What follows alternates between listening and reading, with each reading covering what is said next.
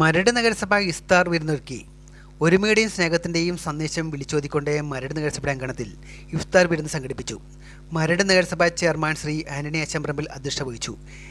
K Babu MLA, Shri മുൻമന്ത്രി Dominic Presentation, Nettoor മഹല്ല് മുസ്ലിം ജുമായത്ത് ഹത്തീബ് Shihabuddin Amani, vice chairperson advocate Reshmi Sanal, father Dominic Patiala, Thampiswami, EN Nandakumar, CE Vijayan, PB Venugopal, Jinson Peter, MB Sunilkumar, standing committee ചെയർമാൻമാരായ Riyas K Muhammad, Shobha Chandran, Rini Thomas, Baby Paul, Binoy Joseph, കൗൺസിലർമാരായ CR ഷാനവാസ്, സിബി സേവർ, നഗരസഭാ സെക്രട്ടറി E നസീം, ഹുസൈൻ എന്നിവർ ആശംസകൾ നേർന്നു സംസാരിച്ചു. പുണ്യ റമദാൻ നാളിൽ മരട് നഗരസഭ സംഘടിപ്പിച്ച ഇഫ്താർ വിരുന്നിൽ ആശാവർക്കർമാർ, ഹരിതകർമ്മസേന, കുടുംബശ്രീ പ്രവർത്തകർ തുടങ്ങിയവർ, വിവിധ ജാതി മത വ്യത്യാസമില്ലാതെ രാഷ്ട്രീയ പ്രവർത്തകരും സാംസ്കാരിക പ്രവർത്തകരും സാമൂഹ്യ പ്രവർത്തകരും ഇഫ്താർ സംഗമത്തിൽ ഒത്തുചേർന്നു. ഇന്ന് സ്നേഹത്തിൻ്റെയും ഒരുമയുടെയും സന്ദേശം നമ്മുടെ നാട്ടിൽ വിളിച്ചു ഓതിക്കൊണ്ടാണ് ഇന്ന് മരട് നഗരസഭ കഴിഞ്ഞ വർഷങ്ങളിൽ നടത്തിയതുപോലെ ഒരു ഇഫ്താർ സംഗമം ഇന്നിവിടെ നടത്തിയിട്ടുള്ളത്. നമുക്കറിയാം, നമ്മളെ സംബന്ധിച്ചിടത്തോളം ഇന്ന് രാജ്യത്ത് ഇതുപോലുള്ള കൂട്ടായ്മകൾ ഇന്ന് വളരെ കുറഞ്ഞു വരുന്ന, അതല്ലെങ്കിൽ ഇതുപോലുള്ള കൂട്ടായ്മകൾക്ക് അവിടെയെല്ലാം ഒരു വിലങ്ങിടുന്ന, അതല്ലെങ്കിൽ അവിടെ അതിർവരമ്പ് വെക്കുന്ന ഒരു കാലഘട്ടത്തിലാണ് ഞാനും നിങ്ങളുമെല്ലാം ഇന്നിവിടെ ജീവിക്കുന്നത്. നമ്മളെ സംബന്ധിച്ചിടത്തോളം ഇന്ന് മുസ്ലിം സമുദായത്തിൽപ്പെട്ട സഹോദരന്മാർ ഇന്ന് 27ാമത് നോമ്പ്, 27ാം രാവ് കഴിഞ്ഞ് ഇന്ന് 27ാം നോമ്പ് എടുക്കുന്ന ദിവസമാണ്.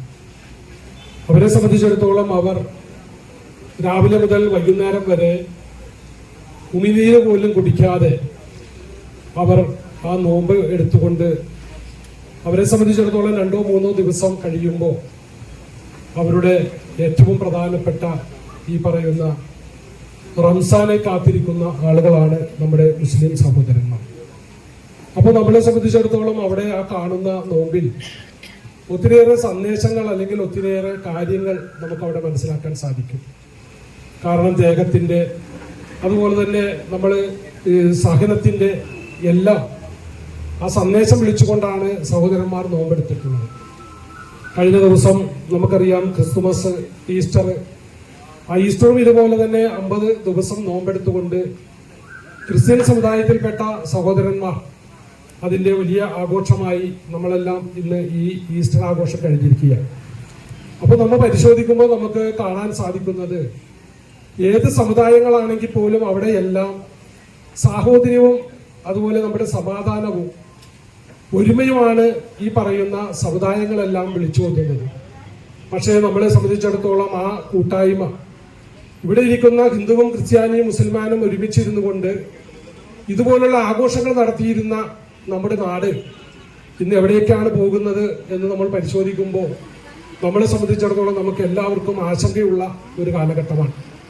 കാരണം നമുക്കറിയാം, ഏത് സമുദായത്തിൻ്റെ ഗ്രന്ഥങ്ങളെടുത്ത് പരിശോധിക്കുമ്പോഴും വായിച്ചു നോക്കുമ്പോഴും നമുക്ക് അവിടെ എല്ലാം കാണുന്നത്, നമ്മുടെ രാജ്യത്ത് കാണുന്ന, ലോകത്ത് കാണുന്ന മുഴുവൻ ഒരുമയോടുകൂടി ജീവിക്കണം എന്നാണ് നമ്മൾ ഏത് ഗ്രന്ഥങ്ങൾ പഠിക്കുമ്പോഴും നമുക്ക് മനസ്സിലാക്കാൻ സാധിക്കുന്നത്.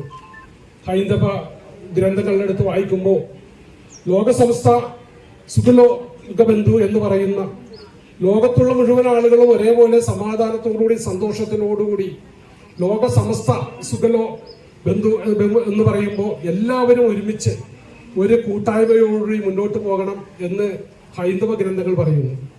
ബൈബിള് നമ്മൾ പരിശോധിക്കുമ്പോൾ നമുക്ക് അവിടെ മനസ്സിലാക്കാൻ സാധിക്കുന്നത്, നിന്നെ പോലെ തന്നെ നിന്റെ അയൽക്കാരെയും സ്നേഹിക്കണം എന്ന് പറയുന്ന ആ ബൈബിളിലെ വളരെ മഹത്തായ വചനങ്ങൾ, നമുക്ക് നബിവചനങ്ങൾ പരിശോധിക്കുമ്പോൾ നമുക്ക് അവിടെ കാണാൻ സാധിക്കുന്നത്, നീ നിന്റെ വീട്ടിൽ ഭക്ഷണം കഴിക്കുമ്പോൾ നിന്റെ ഏഴ് അയൽവക്കത്ത് അവിടെ ആരെങ്കിലും ഭക്ഷണം കഴിക്കാതെ ഇരുന്നാൽ നീ ആ ഭക്ഷണം കഴിച്ചാൽ നീ എൻ്റെ മുമ്പിൽ ഏറ്റവും മുമ്പിലെ പാപം ചെയ്ത ആളാകും എന്ന് നബി പറയുന്നു.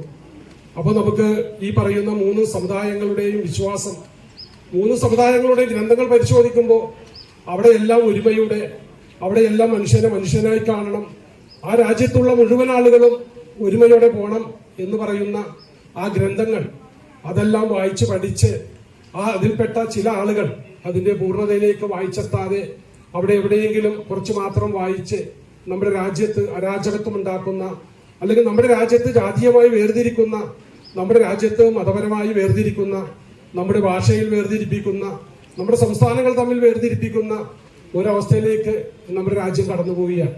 അപ്പോൾ നമ്മളെ സംബന്ധിച്ചിടത്തോളം ഇതുപോലുള്ള ഒരു കൂട്ടായ്മ നമ്മൾ നാളുകളിലേക്കും തുടർന്നു പോകേണ്ടത് നമ്മളെ സംബന്ധിച്ചിടത്തോളം വരാൻ പോകുന്ന തലമുറകൾക്ക് നമ്മൾ കൊടുക്കുന്ന ഏറ്റവും വലിയൊരു സന്ദേശമാണ്. അപ്പോൾ എന്തുകൊണ്ടും ഇന്നത്തെ ഈ പരിപാടിയിൽ പങ്കെടുക്കുവാൻ ഇന്നിവിടെ